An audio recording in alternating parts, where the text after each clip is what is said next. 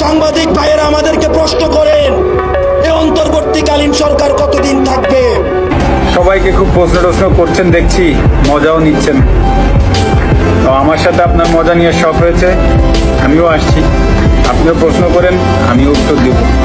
আসছি কাল। সময়ের জনপ্রিয় এমপি এবং দেশের তরুণ প্রজন্মের আইডল মাশরাফি বিন মর্তুজা সম্প্রতি একটি লাইভ বক্তব্যে তার বিরুদ্ধে চলমান বিভিন্ন বিতর্ক ও মিথ্যাচারের বিরুদ্ধে কঠোর প্রক্রিয়া দেখেছেন। তিনি স্পষ্টভাবে জানান, আমাকে নিয়ে খুব কথা হচ্ছে, আমি কি এমন করেছি, আমার কি এমন দোষ ছিল। এই কথাগুলো নিয়ে এখন সোশ্যাল মিডিয়ায় খুব তোলপাড়। মাশরাফি আরো বলেন, তিনি খুব শীঘ্রই দেশে ফিরে আসছেন এবং যারা তাকে নিয়ে মজা করেছেন তাদের মুখোমুখি হতে চান। তিনি আরও ঘোষণা দেন, দেশে ফিরে আপনার মুখোমুখি হব, আপনি কত কথা জানতে চান, অবশ্যই আমি উত্তর দিব। তার এই সাহসী প্রতিবাদ সামাজিক যোগাযোগ মাধ্যমে ছড়িয়ে পড়েছে। অন্যদিকে রাজধানী ঢাকা শহরে বিভিন্ন জেলায় প্রধানমন্ত্রী শেখ হাসিনাকে সুষ্ঠু মর্যাদায় দেশে ফিরে আনার জন্য ব্যাপক বিক্ষোভ মিছিল চলছে। হাজার হাজার মানুষ রাস্তায় নেমে তাদের দাবি জানাচ্ছেন।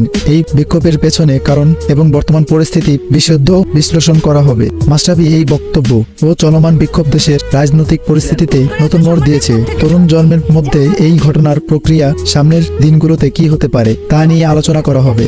এই ছিল আজকের আপডেট। আপনাদের কি মনে হয়, মাশরাফির বক্তব্য পর দেশের রাজনৈতিক পরিস্থিতি কোন দিকে যাবে? নিচের মন্তব্য জানাতে ভুলবেন না। ভিডিওটি যদি ভালো লেগে থাকে তাহলে অবশ্যই লাইক দিন, শেয়ার করুন, আর আপনাদের বিডি নিউজ বুক চ্যানেলটি সাবস্ক্রাইব করতে ভুলবেন না। নতুন আরো সংবাদ এবং বিশ্লেষণ পেতে সাথে থাকুন। ধন্যবাদ।